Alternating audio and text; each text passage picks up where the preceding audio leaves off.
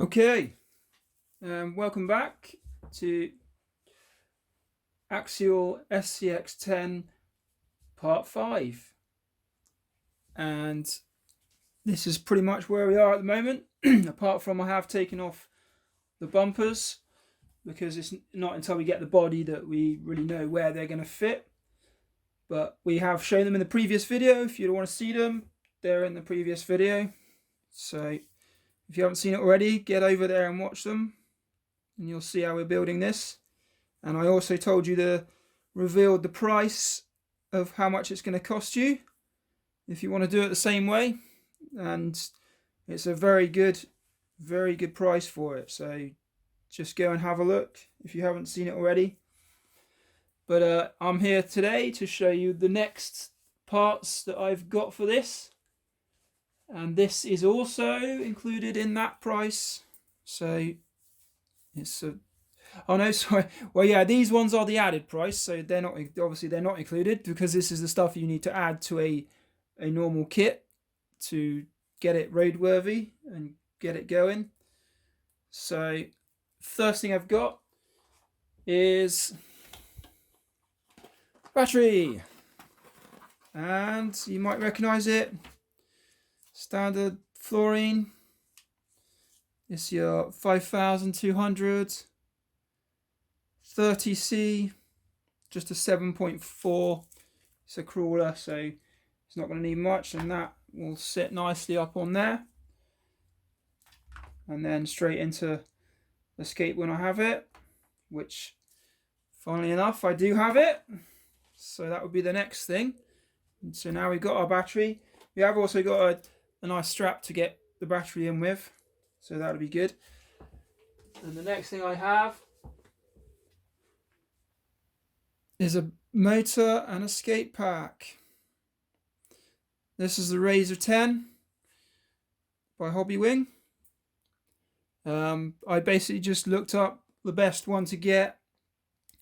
Yes, it is a brushless, but this is the best setup for a crawler-ish type vehicle. It's not going to be primarily a crawler. It's only the first sort of main battery one I've done, so I'm just looking to see how well this works.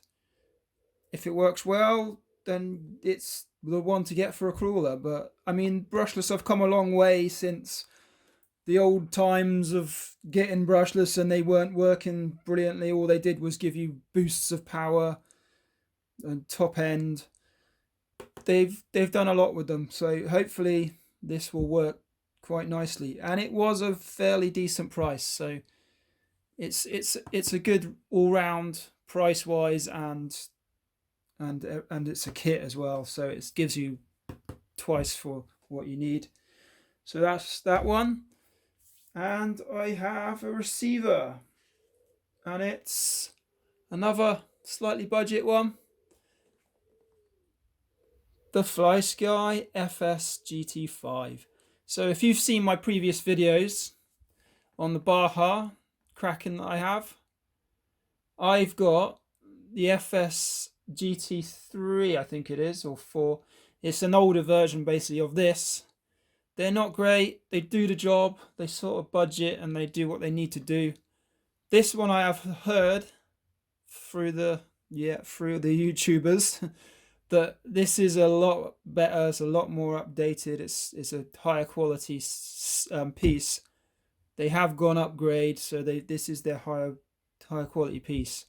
Still quite a good price though, fairly decent price, and a fairly decent radio. So we've got pretty almost all we need to get this thing up and going. The only thing I am missing is the front servo. I haven't got that yet. On its way, be with us very soon. But let's get some of this in there and see how we do. So I'll whip open this one and let's get this up and going. So hopefully we'll get this motor in there. Should be a nice piece. Comes individually boxed in there, and you've got your motor in there with your wires. So nice compact unit. Looks like it's fairly solid, good piece. So it'll go nicely straight in there, and also it's proper black, so it's not going to stand out too much, and it'll be pretty stealthy look to the buggy. You want numbers, some numbers on the back. Yeah. Okay, so let's get the escape out, see what that looks like. Or ESC if you want to call it that. So again, it's in its individual box, and that's what that one looks like. So it's got obviously the power switch, radio connection, standard sort of battery connection, which is the same as the standard one I've got on my battery, and you have 3 wires for the motor. So it has got a balance motor on there. So we'll try and get that in the box there. And if I whip open the receiver box, we'll try and get the piece out for that.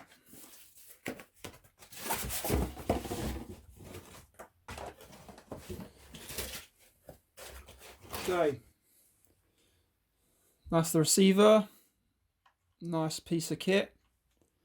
It's got a full, I have got batteries in it.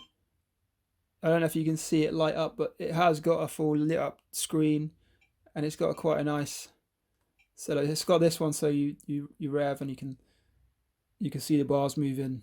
You steer, you can see it doing something. Oh, that's reverse. But yeah, you just seen the screen go out there, but you basically, yeah, it all lights up and it gives you volts and everything for it. Press the button in the middle, goes through all your options. Plenty of options there for you. So yeah, that's going to be good unit.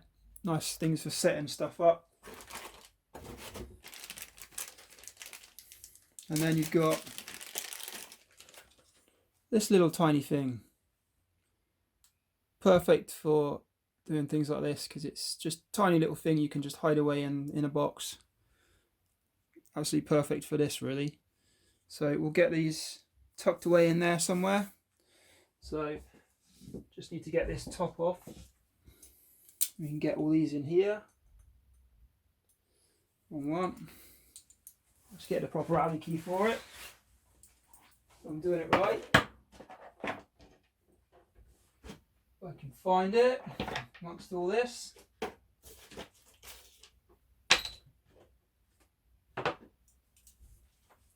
Okay, back to the old style.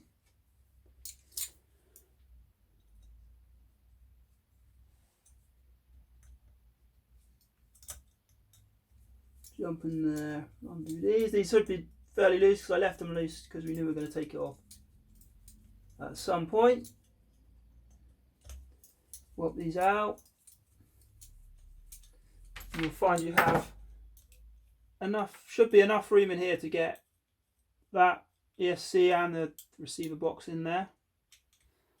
And then it has an access point for the wires to come out of.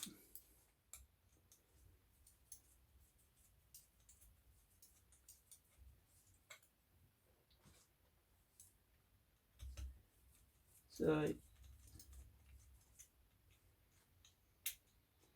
and I'll do, taking way too long, it's way too boring for you, so I'll get this done, get it all buttoned up, and I'll come back and show you what I've done.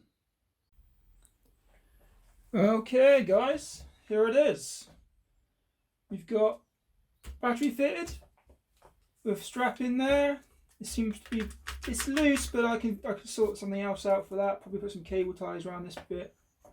Get up. This is just temporary until we get the other parts, and then we can all get everything buttoned up and sorted out. Like the cables, probably neaten those up a bit better into that. Motors in there. It's all looking nice. Don't know whether the wires are. I've done it by the manual, but I don't know whether the polarity's going the right way or anything like that, because sometimes you might have to swap them around to get it to work right. The